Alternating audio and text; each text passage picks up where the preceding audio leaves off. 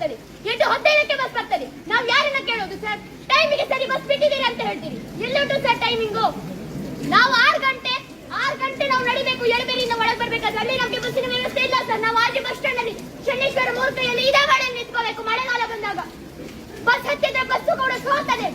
Bus ಅಲ್ಲಿ ಕೊಡೆ ಹಾಕಿ ಕೂಡುದ, bus ಕೂಡ ಸರಿ ಇಲ್ಲ ಸರ್. ಒಂದೇ ಬಸ್ ಇರುವುದು 8 ಗಂಟೆಗೆ ಒಂದು ಬಸ್ಸು, ಅದಾದ್ಮೇಲೆ ಇರುವುದು 9 ಕಾಲಿಗೆ, 9 ಗಂಟೆ 10 ಗಂಟೆಗೆ.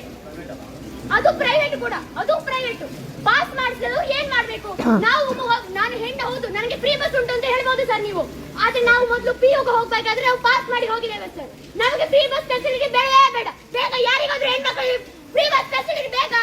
ಬೇಡ ಬೇಕಾ? ಬೇಡ ಬೇಡ ಸರ್. ನಾವು ಹೇಳ್ತೇವೆ ನಮ್ಗೆ ಬೇಡ. ನಮ್ಗೆ ವಿದ್ಯೆ ಬೇಕು ಸರ್, ನಮ್ಗೆ ವಿದ್ಯೆ ಬೇಕು. ನಾವು ಕಾಲೇಜಿಗೆ 10ವರೆಗೆ ಹೋದ್ರೆ ನಮ್ಮನ್ನು ಸೇರಿಸುವುದಿಲ್ಲ, ಗೇಟ್ ಬಾಗಿಲು ತೆಗೆಯುವುದಿಲ್ಲ, ವಾಚ್ಮೆನ್ ಒಳಗೆ ಬಿಡುವುದಿಲ್ಲ ಸರ್. ಇದಕ್ಕೆ ಯಾರು ಸರ್ ನ್ಯಾಯ ಕೊಡುವುದು? ನೀವು ಹೇಳ್ತೀರಿ.